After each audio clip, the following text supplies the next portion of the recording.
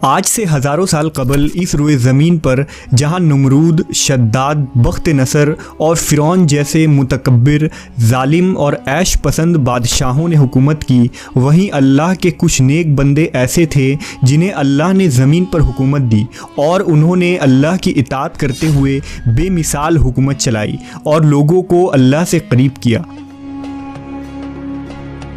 जिनमें एक नाम हज़रत ज़ुल्क़रनैन का है। हज़रत ज़ुल्क़रनैन को अल्लाह ने ज़मीन पर इक़्तिदार बख्शा था। उन्हें एक अजीम लीडर की सलाहियतों से नवाजा गया था। ज़माना कदीम में ज़ुल्क़रनैन नामी इस बादशाह ने एक मजबूत और ताकतवर सल्तनत कायम की थी। वो अल्लाह के नेक और सालेह बंदे होने के साथ साथ फ़ातह और फ़ौज के सिपहसालार भी थे। हज़रत ज़ुल्क़रनैन बादशाह होने के बावजूद तौहीद और आखिरत के कायल थे। एक रिवायत के मुताबिक ज़ुल्क़रनैन का नाम सिकंदर था और ये हज़रत ख़िज़्र अलैहिस्सलाम के खालाजाद भाई थे। हज़रत ख़िज़्र उनके वज़ीर और जंगों में अलमदार थे। उलमा के नज़दीक ज़ुल्क़रनैन नबी नहीं थे बल्कि अल्लाह के एक साले बंदे और नेक बादशाह थे। उन्हें अल्लाह ने कुरान मजीद में ज़ुल्क़रनैन कहकर क्यों पुकारा, इसके मुताल्लिक मुख्तलिफ आरा हैं। बास के नज़दीक उन्होंने दुनिया के दो सींग यानी दो किनारों का चक्कर लगाया था, इसलिए इनका लक़ब ज़ुल्क़रनैन था। बास का कौल ये है कि उनके बाल काफ़ी लंबे थे जिन्हें वो दो हिस्सों में बाँट कर बांधते थे, इसलिए लोग उन्हें ज़ुल्क़रनैन कहते थे। एक कौल ये भी है कि उनके ताज पर दो सींग बने हुए थे, इसलिए उनका नाम ज़ुल्क़रनैन हो गया। कुरान मजीद में हज़रत ज़ुल्क़रनैन के 3 सफ़र का हाल बयान हुआ है जो सूरह कहफ़ में तफसील से मौजूद है। ये सफ़र नहायत ही अजीब और इबरतखेज़ था। हज़रत ज़ुल्क़रनैन ने पुरानी किताबों में पढ़ा था कि साम बिन नूह की औलाद में से एक शख्स आब हयात के चश्मा से पानी पी लेगा तो उसको कभी मौत ना आएगी। इसलिए हज़रत ज़ुल्क़रनैन ने मगरिब का सफ़र किया। आपके साथ हज़रत ख़िज़्र अलैहिस्सलाम भी थे।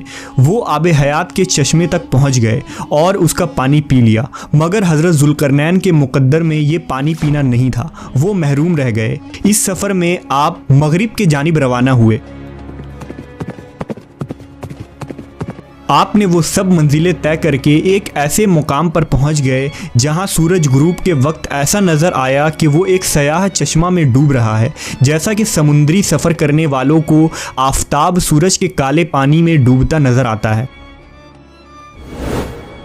वहाँ उनको एक ऐसी कौम मिली जो जानवरों की खाल पहने हुए थे, इसके सिवा कोई दूसरा लिबास उनके बदन पर नहीं था और दरियाई मुर्दा जानवरों के सिवा उनकी ग़ज़ा का कोई दूसरा सामान नहीं था। ये कौम नासक कहलाती थी। ये कौम फ़स्क़ व फुजूर का शिकार हो चुकी थी। इनमें शरकसी और बगावत आम थी। अल्लाह रब्बुल इज़्ज़त ने उनकी सरकशी पर हज़रत ज़ुल्क़रनैन को फरमाया कि ये तुम्हारी मर्ज़ी है कि उन्हें सज़ा दो या इनके साथ अच्छा सलूक करो। हज़रत ज़ुल्क़रनैन ने देखा कि उनके लश्कर बेशुमार हैं और ये लोग बहुत ही ताकतवर और जंगजू हैं। ज़ुल्क़रनैन ने उन लोगों के गिर्द अपनी फ़ौजों का घेरा डालकर उन लोगों को बेबस कर दिया। चुनांचे कुछ लोग ईमान ले आए और कुछ आपकी फ़ौज के हाथों मारे गए। दूसरा सफ़र हज़रत ज़ुल्क़रनैन ने मशरिक़ की तरफ किया और वो तुलुए आफ़ताब के आखिरी किनारे पर जा पहुँचे। वहाँ आपने सूरज के तुलू होने के मंज़र को देखा और ऐसा महसूस किया जैसे सूरज ज़मीन के इस खित्ते पर आबाद एक कौम पर उभर रहा हो।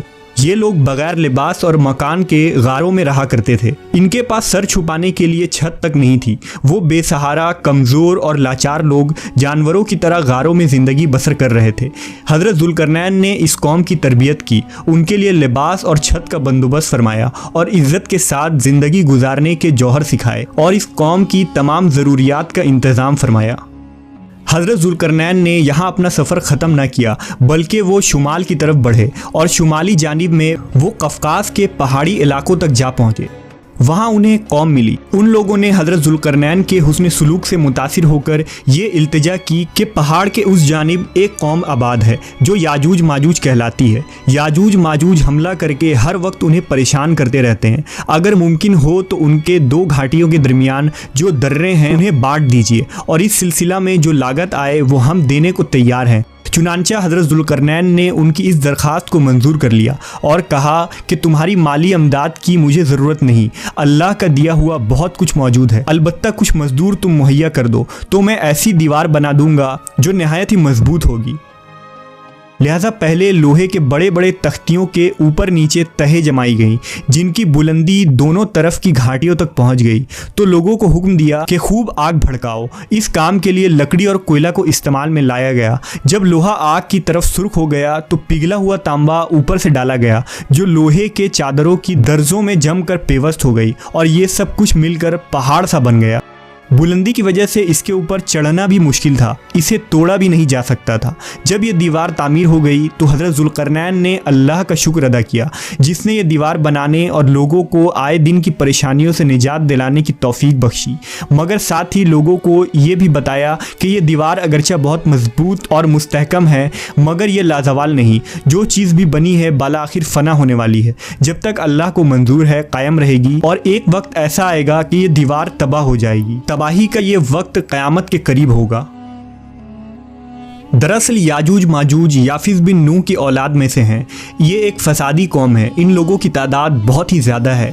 ये लोग बला के जंगजू और खूनखार और बिल्कुल ही वहशी और जंगली हैं, जो बिल्कुल जानवरों की तरह रहते हैं। मौसम रबी में ये लोग अपने गारों से निकलकर तमाम खेतियाँ और सब्जियाँ खा जाते थे और खुश्क चीज़ों को लाद कर ले जाते थे।